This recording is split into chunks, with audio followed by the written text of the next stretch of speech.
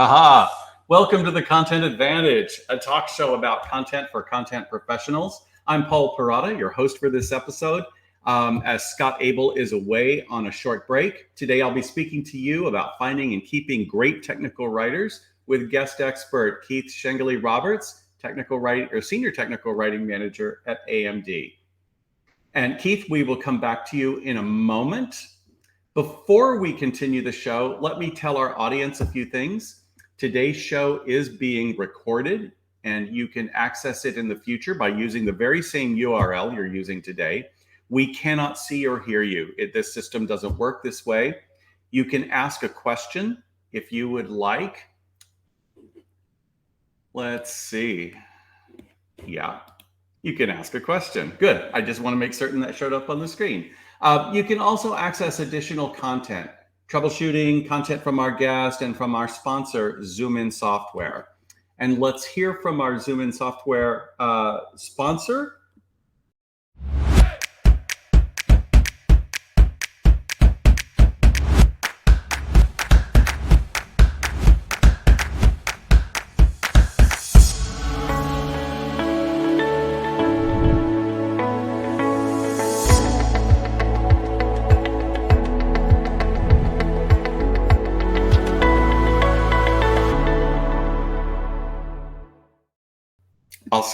Awesome. Hey.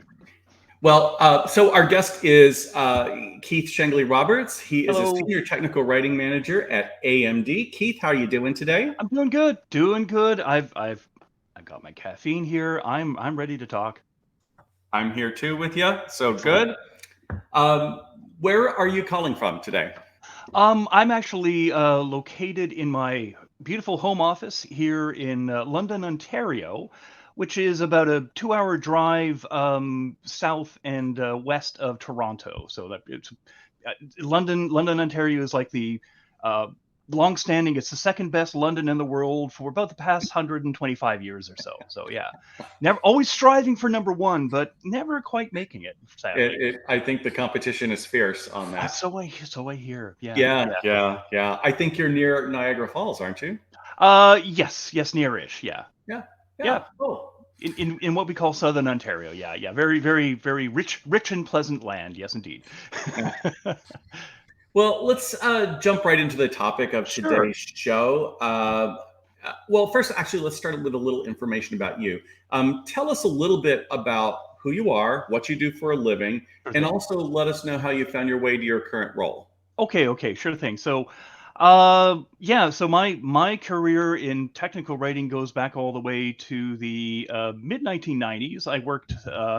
My first stint goes. I was working on technical manuals for for fax-based software for a firm called Delrina, and went on to do documentation for some very early web browsers, then some security software, and then found myself landing in what was then ATI, which was producing graphical cards. Yeah. And then that was then bought by AMD, and I worked in that capacity first as a technical writer, then as an information architect, and then as a technical writing manager up until about 8 years ago, and then left what was then AMD, worked in consulting for quite a while.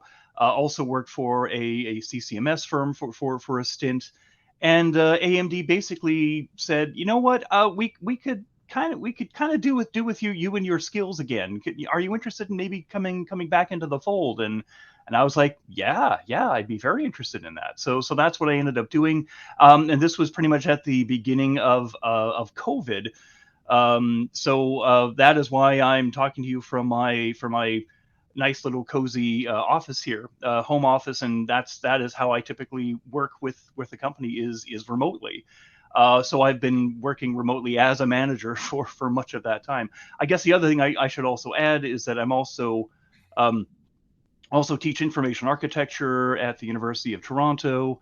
And I have a website called ditterwriter.com that where I talk about industry trends. In fact, I'll be talking a little bit about job hire trends later in this session. Mm-hmm. Okay. Actually, that's kind of fun, and we have very similar things. I was buying your ATI graphics cards back then because I was a hobbyist at the time, and I think our careers have paralleled one another. Although I'm a bit older than you are, so I started a little bit prior to that. Understood. Well, so let's jump into the topic of today's show. Why do you want to talk about finding and keeping great writers? Well, it's an interesting topic. Like anybody who is a technical writing manager, you're talking about how, what are good people skills to look, to keep and maintain the people that you're working with. I mean, you as a manager, you work hard to establish a team, and then you don't want those people to just up and leave, so to speak. So what are the ways and means to try to keep people in what is now a very competitive job market for technical writers, and in general, you know you also have to acknowledge that good people will come and go, but you want to make sure that their experience, while you are managing them, is a good one, is and good pleasant, but also career enhancing. You don't want to just you don't want to make this, you don't want to drive people away. Far from it. You want to try to retain them, and you do that by keeping people interested in the job that they're doing, and and treating them well, in not to put too fine a point on it. So that isn't too fine a point. I actually think it's the whole point of the job. Um, Yes, I would you agree. know, there's various levels to look at, and philosophically, I think you have a remit as a manager to get some things done. They're related to the business, Correct. and you have some project work to do. But I think you also have a responsibility to keep and retain good employees and to help grow their careers and to be Agree. you don't have to be friends, but it helps. And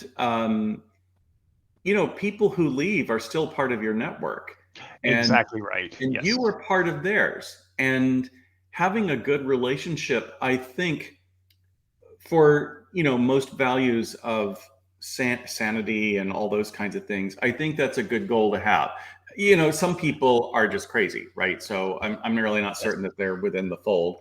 um, and it's not like our profession doesn't attract that to some degree, but they're there. Yes, yes, indeed, they are there. Yeah, I mean, it might be worthwhile talking about, like, best and worst experiences. Not less as a manager, but as a technical writer. And I'll go first. So, best was arguably my initial stint as a tech writer, working for the talking about fax software. The person who was guiding us, who I am still friends with on Facebook, is was very much a mentor, had a strong hand, but she was always there to guide the team. And my memories of the experience, my experience there was very much a nurturing, growing environment, where I definitely was allowed to wear many hats and expand what I was, my job skills, and definitely furthered my career. The worst was a fellow who was um, very much micromanaging, and without going into too much details, and I was whenever I talk about, whenever I teach in my information architecture class, I talk about the one case where he was asking, and I was doing website work at the time, where he wanted to have information on local weather posted on the main page of the website, despite the fact that most of our customers were not located in Oakville, Ontario, but were in fact located in mainland China. And it's like, so many stories like that. So yeah, I mean, I mean, I still maintain contact with him, but would never work with him ever again. So it I came have down to that. similar experiences. I started off at a wonderful company and got to make all my mistakes in a safe place and got Hmm. to learn lots of stuff. Yeah. Um, but I also have had a manager who was extremely controlling, and I don't need that. In fact, I don't want it. And I Exactly. never knew that about myself until I worked for Until you him, had that happen, right? and decided I could never be this kind of leader. Um, so I'm not. And Yeah. you could argue maybe that I could be a little bit more inquisitive, but I let people do what they want to do. But we have deadlines, we have quality standards, we have Exactly. certain participation. And as a leader, those are the things I look at rather than, did someone take a 15-minute coffee break today? Like, I just couldn't even care less. Yeah, yeah, Um, exactly. but Same here. some people do, and I have met them, and I never want to be near them again because I don't think Exactly that's right. the right way to run things. Exactly right. Yeah, if I could give you a virtual high five here, I would. But so there you go. Yeah. No, no, and you see what we're talking about here is we're talking about a level of trust. Yes, You're instilling the trust that the people that you're working with and are doing the work under deadline are in fact doing that work. Now, of course, if they are not doing that work, yeah, there are various ways that you may have to lasso them in, carrot stick approach, depending on the circumstances. But yeah, I mean, fundamentally, there has to be a level of trust between yourself and the people on your team. that's right. And I think that it goes a long way towards employee retention, and I think it Exactly. also helps build a sense of team when team isn't necessarily the primary construct that you want to go for, but it often helps. And in fact, I think you've done some research to gain perspective on the technical writing landscape. So, what did you learn? What's the current state of the technical Right. writing market? So what I was I've decided I want to hold off on publishing this. Well, you know what? Maybe I will give a quick preview. Let me see if I can share my screen here. Bear with me a moment as I go ahead and try to do that. And and for some reason, no, I don't think. Okay, it's not gonna work for me. Okay, fine. I'm just trying to do something impromptu. But basically, I wanted to share my the work I've been doing, looking at the technical writing job market as a whole. So for close to 10 years now, part of the research I've been doing on and off for ditawriter.com is looking at, as I say, the technical writer job market, most specifically relating to data and other technologies. But the interesting thing is that right now, and within basically the space of the past 8 to 9 months, there are more job postings for technical writer jobs, and that's the whole gamut from junior technical writers to co-ops to senior technical writers to staff writers, however you want to do it.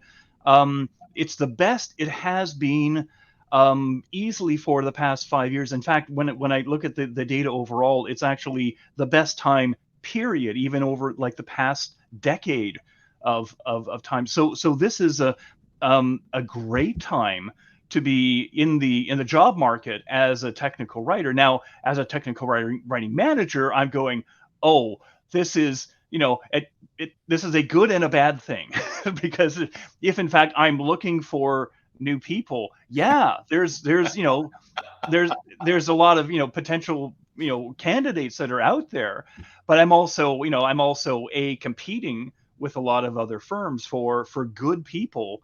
And also the people on my staff, or any other any other technical writer that's out there is like, hmm, Hmm. let's see what I can get somewhere else. Is the So grass yeah, greener? Yes. is the Uh-huh. grass greener? Indeed, exactly. Yeah, yeah. Well, And go ahead. oh, no, no, I mean, there are some other interesting aspects of this data, and I plan to post this on Data Writer probably in the next couple of months. I there's a as always there's one thing to be careful of, which is uh, possible recession, which would definitely cut into the numbers, and that we may now just be seeing the tip of that. I agree. Hmm. And the other thing is of interest is that it's interesting. As I say, I'm interested in data and structured authoring.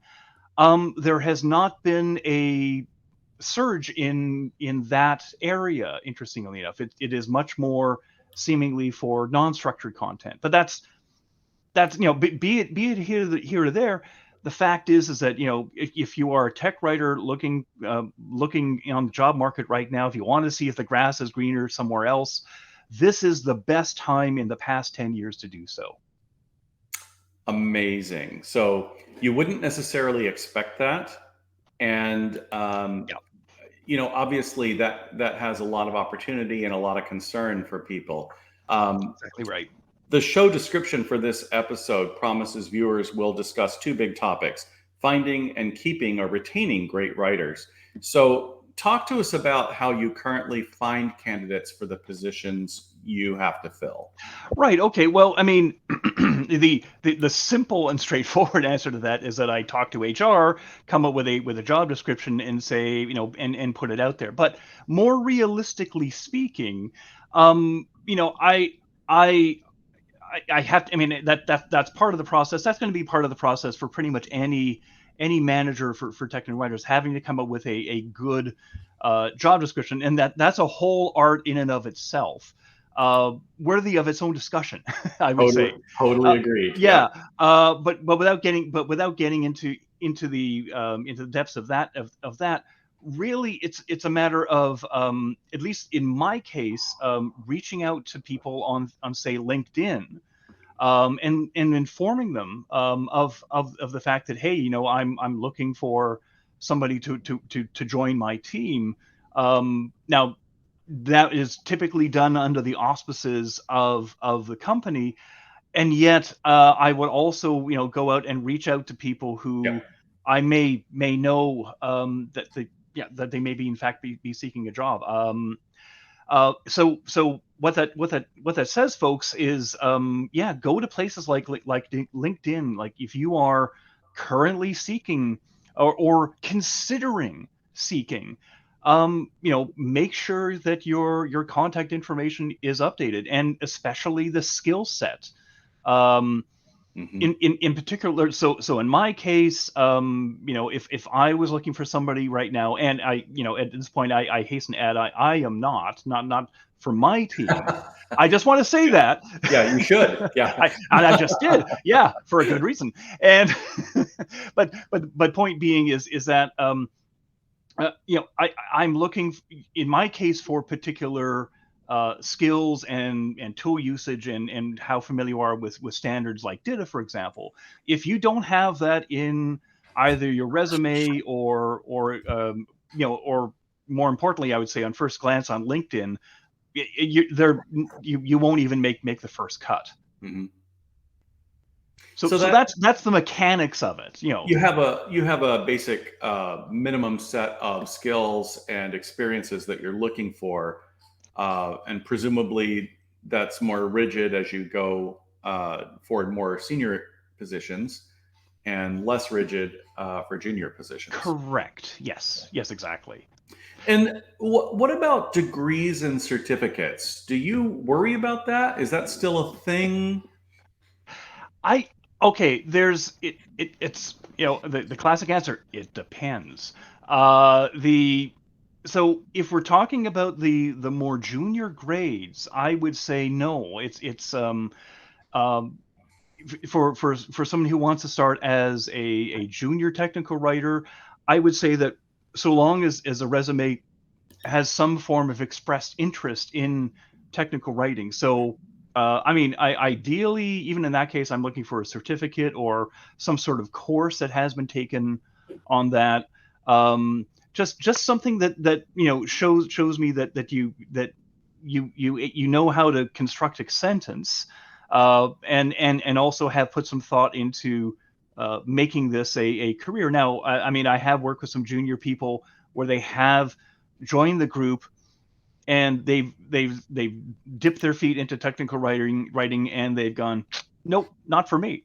Yeah. And others who have done the same, and is like, oh, this is really what suits my character, I guess, or what I really want to do. So so there is that expectation there of people having a chance to try things out at the lower end of things. But Yeah. for more senior positions, for senior tech writers, for staff level tech writers, more typically I'm expecting somebody to have a degree, and that can be now that's the thing. It doesn't necessarily have to be in English. I have some people I'm working with now, and they have degrees in electrical engineering, which Right. at the moment I'm working with a silicon, a chip manufacturer, and that that shouldn't be a huge surprise. But they can also write, and they have previous significant experience in that field, demonstrating to me that, hey, that this is what they want to do. I've always had a significant, I'm sorry, maybe not a significant, but a steady number of people in my teams who come from other professions, and they want to write. They don't want to do what they were doing before, whether they were engineers or program managers.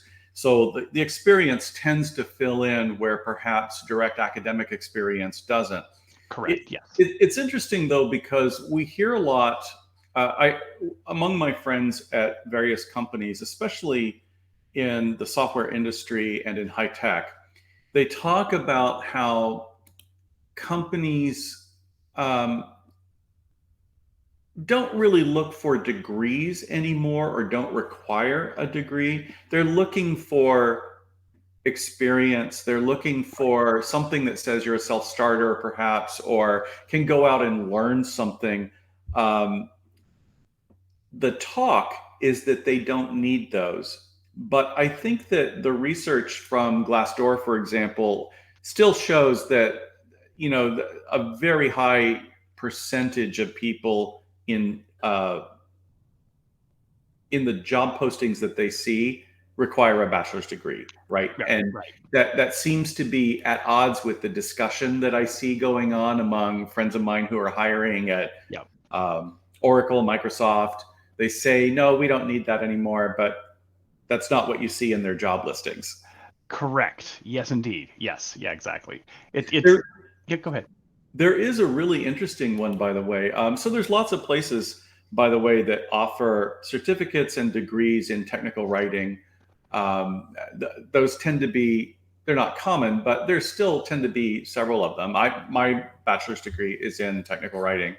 But I just interviewed someone who is a recent graduate from the only master's program in content strategy in the world.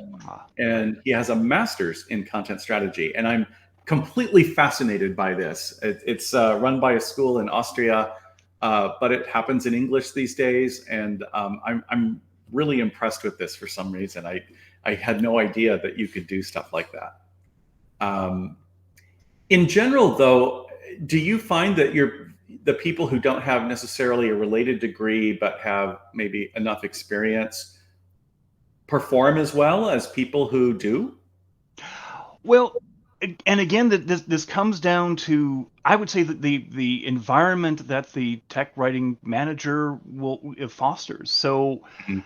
um, in that case, as I say, in at least in my own experience, people who do not have a degree are usually not hired on at a senior level. They're usually at a junior to intermediate level, Yeah. and they will be working with people who are senior or staff level. Hmm. And in that case, again, you want to foster the environment for communication between those people, so that the junior and intermediate people will pick up naturally on on the knowledge and experience from the more senior people. And the best way to do that, of course, is to have junior people work with the senior people on stuff, so that they get a better sense of. So in other words, it's not just, don't just get someone junior, have them, throw them in the pool and sink or swim. Right. You make sure that they work with somebody who has the requisite skills and can guide them more as a peer. Yeah, I agree. I think that of the friends I know, of the people I've known in my career who have come from other disciplines, into a technical communication role, I think that most are surprised at the level of detail and of the rigor involved in using the tools in a proper way that fits into whatever the publishing system is. Right. And they didn't quite know that going in. I can't tell you how many people have come to me and said, I used to write poetry in college, and I think I want to be a writer. And we have to have a lot of conversation about that because they're not the same thing. And I don't know why you think they are, but they're not. And there's a lot going on here, and you have to understand some of it. Right. Part of your job as a manager, of course, is to say, do I have room in my team for someone who may not have all the experience in doing one aspect of this job, but might have lots of contacts in some other piece, right? Exactly So right. Exactly. project management or in product management, those things can be invaluable. Sometimes you just need good project managers, and yes, indeed. Yes. or someone on your team who can actually follow a schedule. It depends on what problems you're dealing with at the time. Yeah, exactly right. So you mentioned going to LinkedIn. What role does networking play in finding a position, filling a position for tech writing? It is a huge thing, especially for anybody who might be a job seeker. I mean, now I started early with LinkedIn, and I now have something well above 500 contacts. I mean, it doesn't tell you how many more contacts you have after that point. It's like you could have a zillion, whatever. But the point being is that if I am doing a first level search for people who may in fact be looking for a position and possibly on my team, I would, that's where I would go to first. When I was having this discussion with another colleague not too long ago on this same topic, and we were talking about whether or not the job listings for, and I'm going to blank on the name of the organization, but it's the technical writers organization. STC. Thank you. Yes, yes. And it used to be that was the first place to go. I mean, if I was a hiring manager, I would definitely go to the local STC chapter and try to put because you would definitely get people who were motivated to be in that line of work. Much less so these days, I say. In fact, really, LinkedIn is the first place that I would go rather than the STC. At least in my case, would not even be a go-to. The assumption is that those people would also be on LinkedIn, and that's where I would find them. But having said that, STC is still their job board is still a good place for any new tech writer to go and look.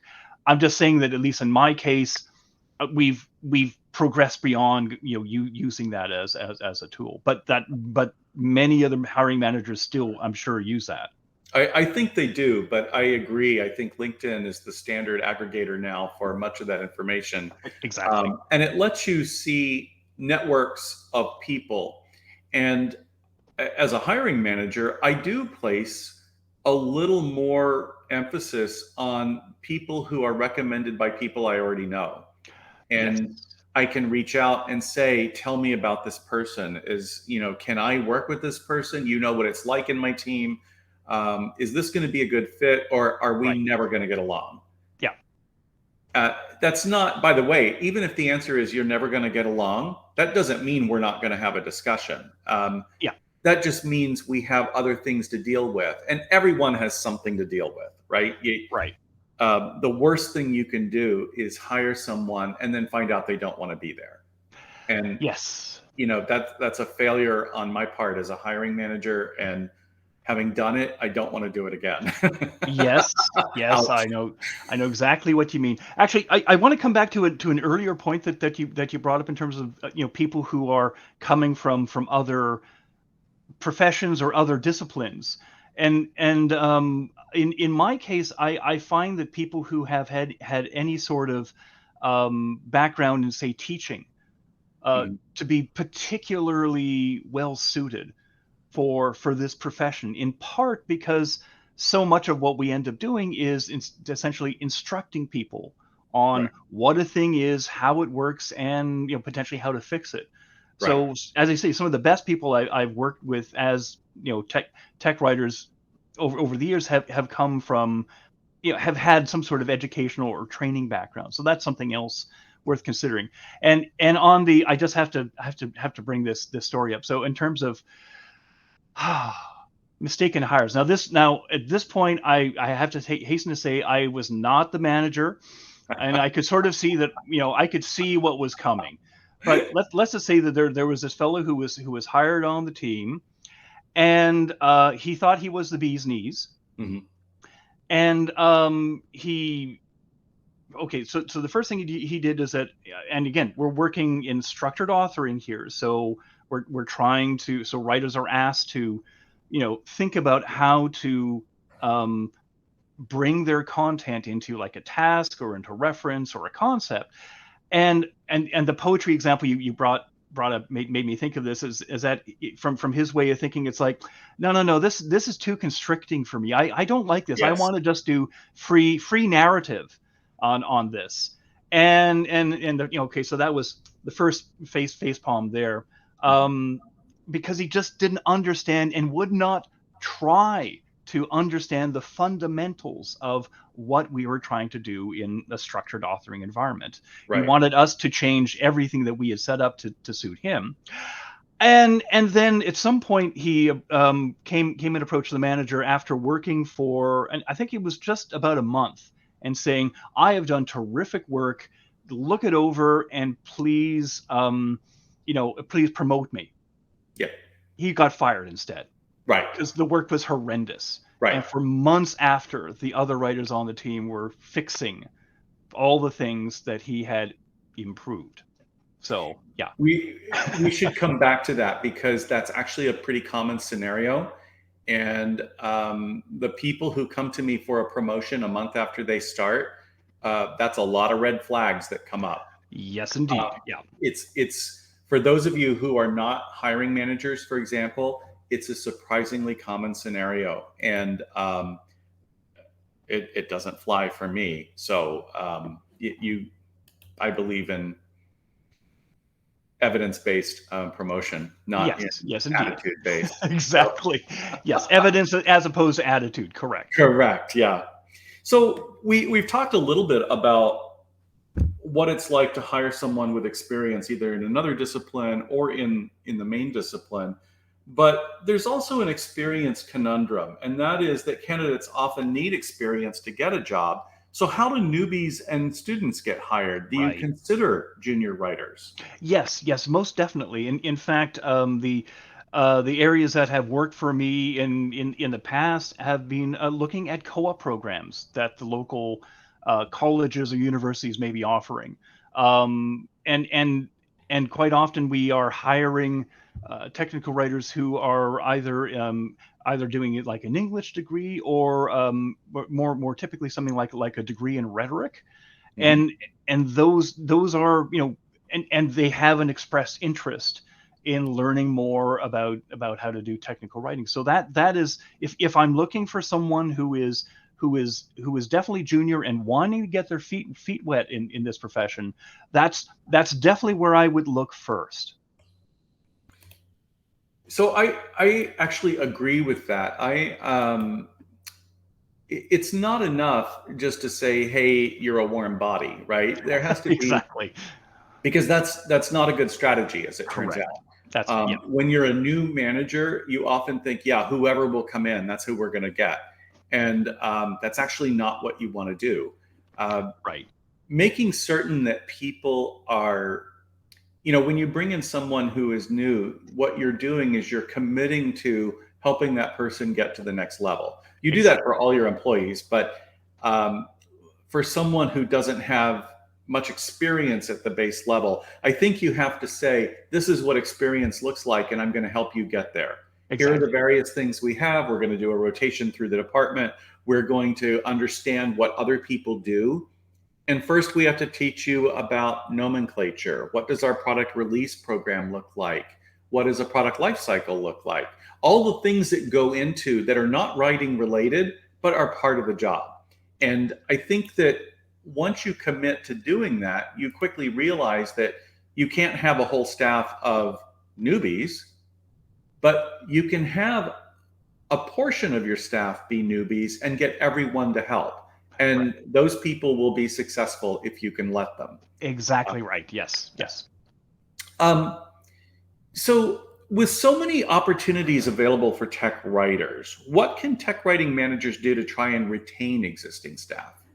Okay. So, I mean, now I can only speak about my experience and what I try to do is so. I mean, I hope it's clear to basically everybody at this point that, I try to foster uh, a a working environment where people that can communicate and should communicate regularly peer to peer, but also directly to me. Like I hate to use the my door is always open. I mean, that's my door, and it is always open, but no one ever actually comes through there except my partner. That's a whole other story.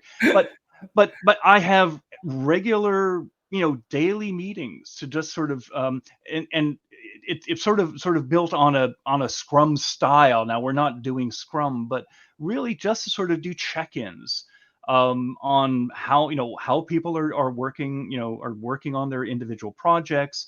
Just and also, it's also kind of like water cooler time, so it just a chance to find out how everybody's doing, how they're feeling. I mean, I have had people come to me, afterwards saying basically, look, I'm having a bad day. This has happened. Can I just have some advice, or maybe just have some time off? Just like, yes, please. You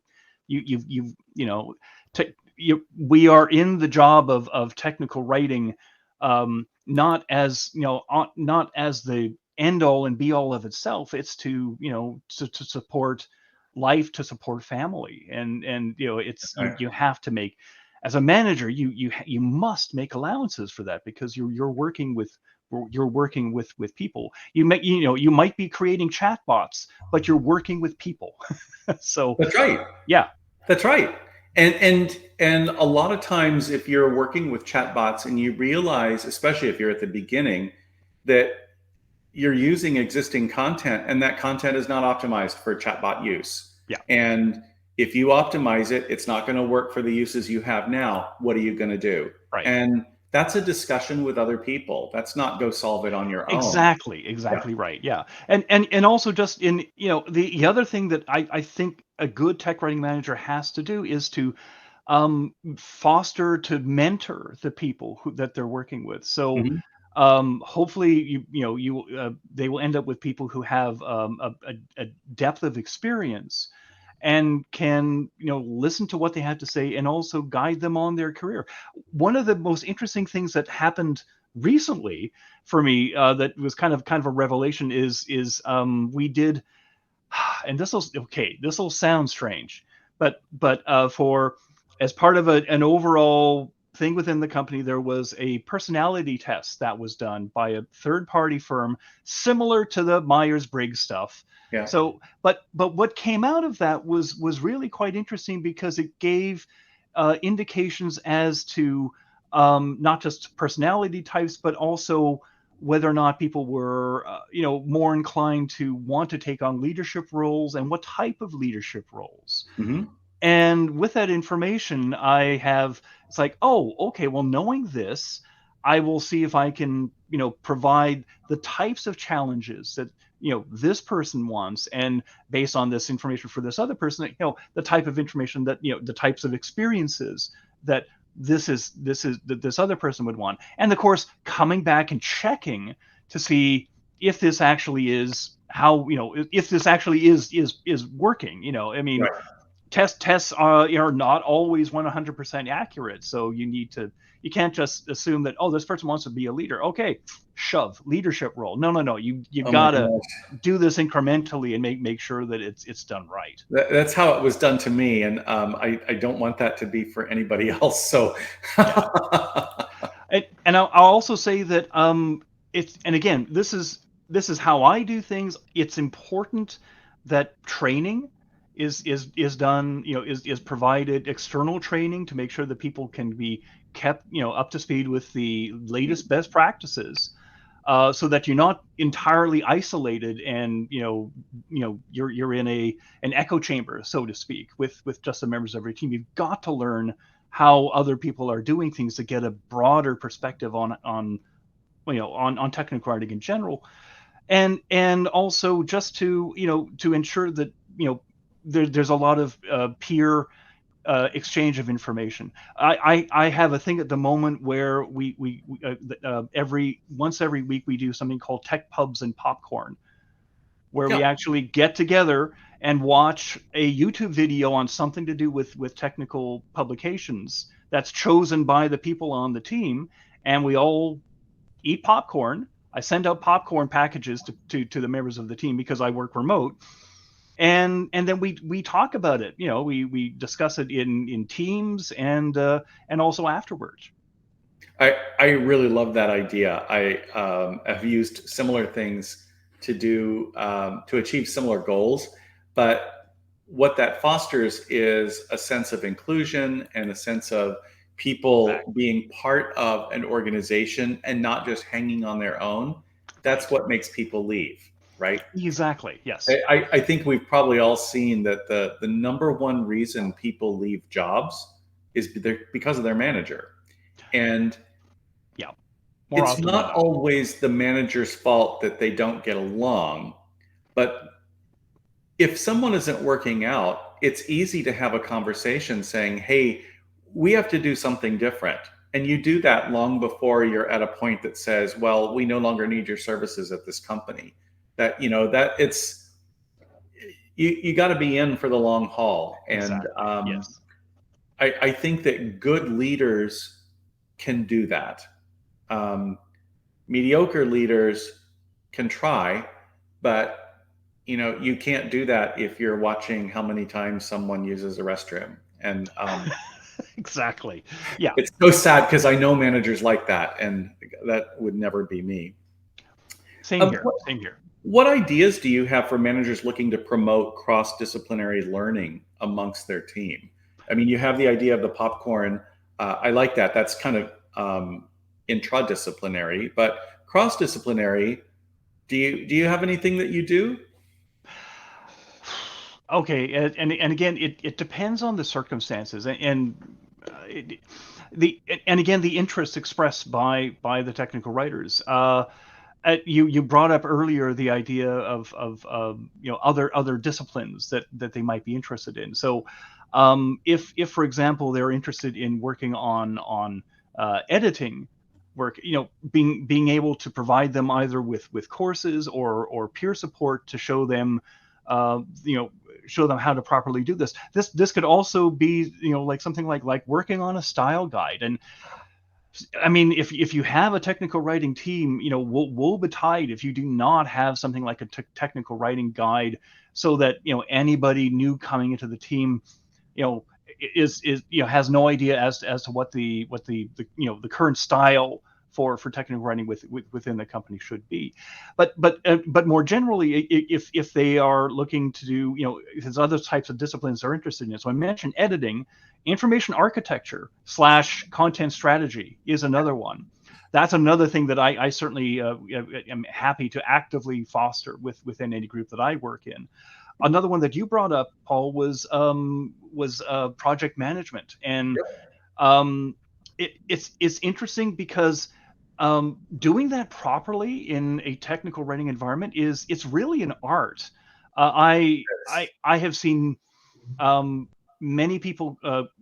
Many people. I've seen a few people come in as technical writers who have discovered that they have a certain alacrity for that aspect of things, and then have left technical writing and have actually gone on to do project or product management with I agree. I think actually it's an important career progression that's pretty common, because good technical writers are very detail oriented, and that is the soul of project management and product management. Yeah.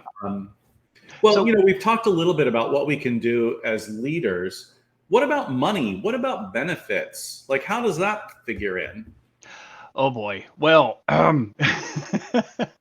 that that's always a tricky thing. The fact is though is that money is rarely the be all and end all of you can throw all the money you want at somebody, but if they're not happy there, for one reason or another, they're not going to stay. Now, having said that,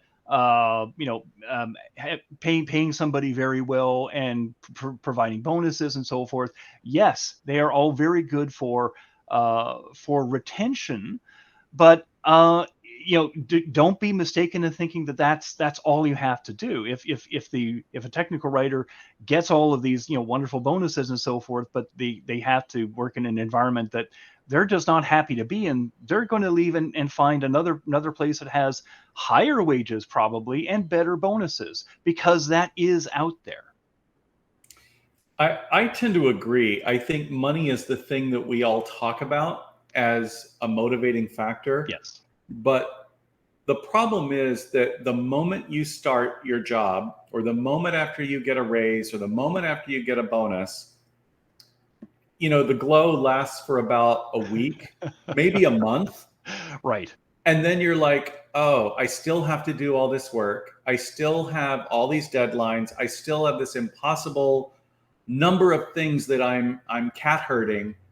And Right. Is this worth my time? Is this where I want to spend my time? Exactly right. Money is necessary, but it's not sufficient.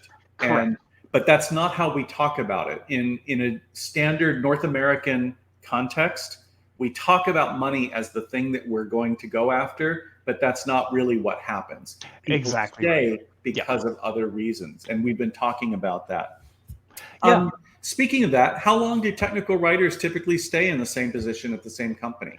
Oh boy. Okay. So again, speaking more from personal experience, so this is anecdotal more than anything else, but I do find that the typical span is, at the low end is 2 years, and at the high end is 5 years. That's been in my experience, and that ranges. So and that's like across all of the various types of grades of technical writers as well. So 2 years, yeah, I mean, it's just enough. Sadly, from a manager's perspective, that's just enough time where the person finally knows who to talk to ask questions about for things, really understands and works with the environment, and and like at that point, that's when they're really really useful. And that's sadly also, as I say, the lower end of the time frame where they also tend to leave. I also find that people tend not to last or stay around much longer than five or so years. Back in my father's day, he was an aeronautical engineer who worked at a Litton Systems. They did guidance systems for airplanes and stuff like Yep. that. He was hired.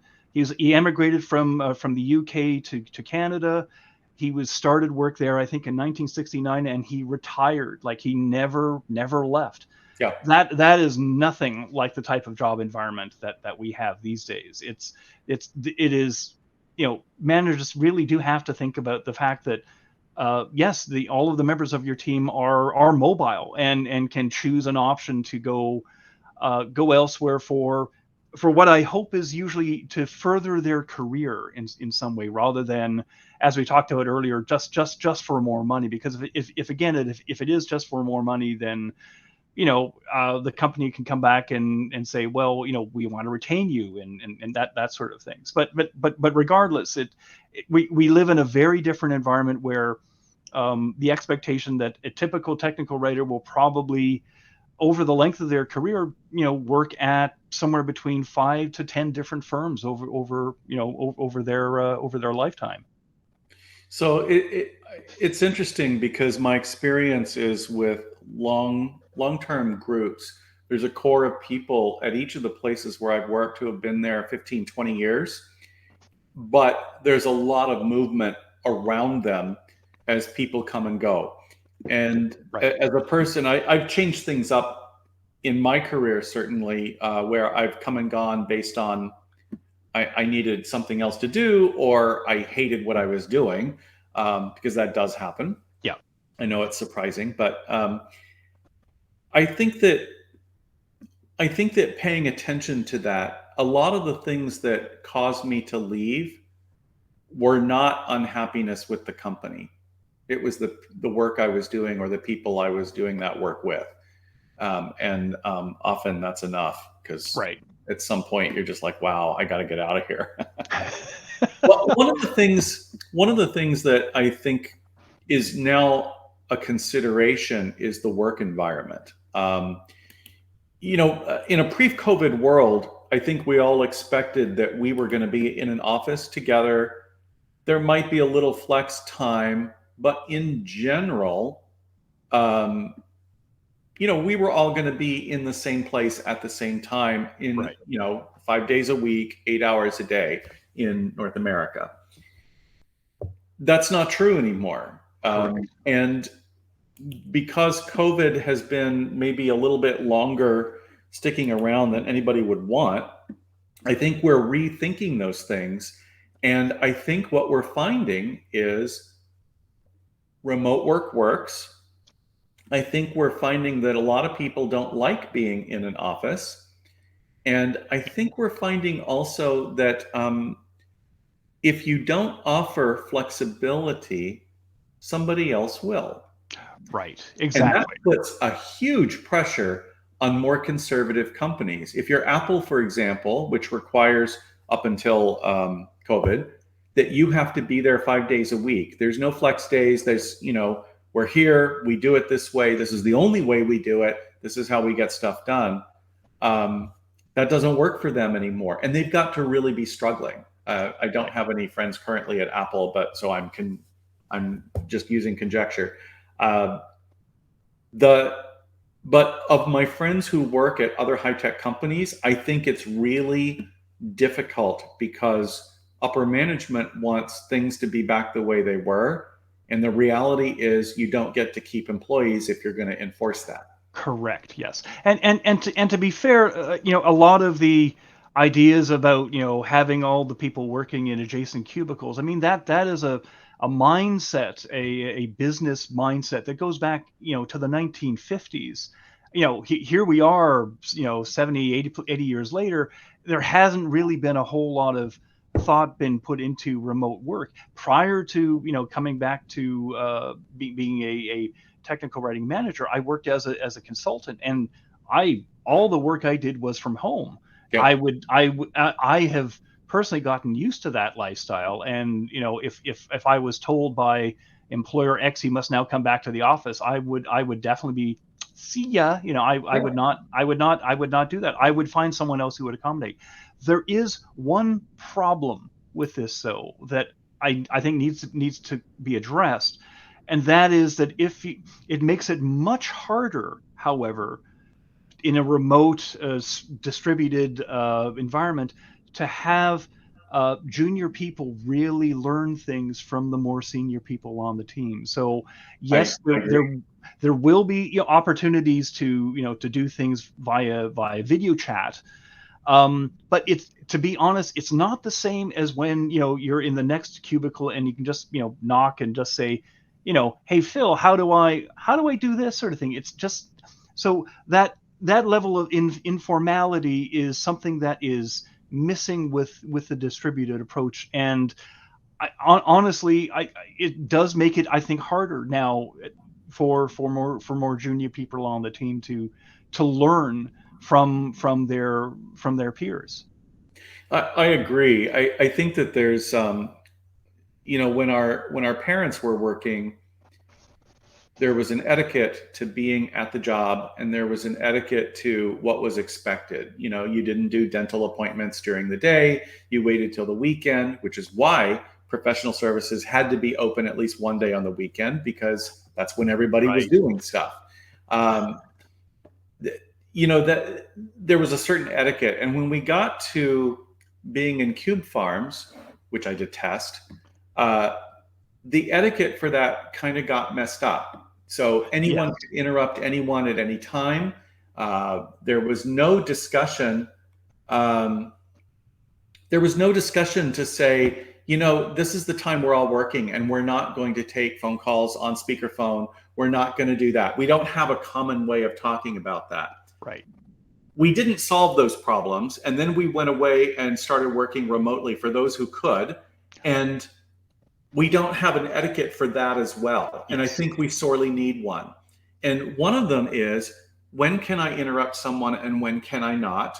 When do I send out my, oh my gosh, everything's going to hell and I don't know how to do it, email? Do I wait until 4 p.m. and hope that somebody's online? Or do I do it at 6 a.m. and get a whole bunch of people riled up before their day even starts? Junior people would not think about that. More seasoned people would think about it, but may not know what to do because in the absence of any kind of etiquette, it just goes by what your team does. And that just gradually changes through time. I think that it really makes it hard. And I think as a leader, retaining your people in an environment that is predictable, interesting, in some way helping grow them as opposed to just providing a paycheck, it becomes that much more important. And most people don't realize that first line managers, which is, in my opinion, the hardest job in the world, first line managers get very little training. It used to be in our father's world that you went to, when I joined, my first job out of school was at a company called Rolm, ROLM. And Rolm had just become an IBM company in what was at the time the single biggest acquisition in Silicon Valley history. It was $1 billion acquisition. Nobody had $1 billion was just unfathomable. That $1 billion. Yes, $1 billion. So we had that, and new managers went to new manager training. Locally, it was called spine removal, but it was it was a new manager training, and it lasted 6 weeks, and it was full time. And they told people, here's how we consider things. This is what we're doing. These are the systems we have. This is how you do stuff. So that when people came out of it, they were fully minted managers. And we don't do that. Nobody does that, especially in high tech. They just say, here, you're really good at this. Why don't you be a manager? And gosh, that's hard. If you're really good at that, if you can take on the challenge, you end up having people who will stay with you. And if you don't, the washout rate is high. Exactly. Yes. Indeed. I think in today's environment, you have to pay attention to those things when in fact you could slide a little bit 2-3 years ago. You could slide more. The sliding part, the coefficient of static friction goes way, way up as you are remote workers. We are at the end of the show, and we have been talking with Keith Schengili-Roberts, who is a senior manager at AMD. I want to thank Keith for taking the time to be with us. Thank you, Keith. I've completely enjoyed our conversation. Oh, it was fun. Yeah. Thanks very much, Paul. Okay. And I also want to say that this show is brought to you by ZoomIn. ZoomIn is the producer of a powerful content delivery platform that allows you to bring together content of all types, structured, unstructured, audio, video, the other content types as well, in one modern online knowledge center, improving the overall experience you provide to prospects and customers alike. If you'd like to learn more about ZoomIn software, point your browser to zoominsoftware.com. And let's see, our next episode is on July 12th, and we will see Scott Abel returning to host the Content Advantage. That topic is how to work with subject matter experts with Kat Ryerson, and it should be a super interesting show. I think that we don't have enough information about how to work with SMEs, and I'm happy that we're going to do that. Before you sign off, and after that, on June 28th, Keith is going to be back. Oh no, I'm sorry. Today is June 28th. Did you know you're coming back? But I was already here. Oh, yeah, I know exactly. Well then, well done. Get in your local TARDIS and go back in time 1 hour and listen again. Exactly. So before you sign off, we'd love it if you would let us know what you thought of today's show. Use the Rate This tab located in your webinar viewing panel to give us a 1 through 5 star rating. Leave any comments you'd like about today's show. I want to thank Keith again. Be on the lookout for an invitation to the next show on July 12th. And thanks again for making time to watch this episode. Until we see you again, stay safe, be well, keep doing great work.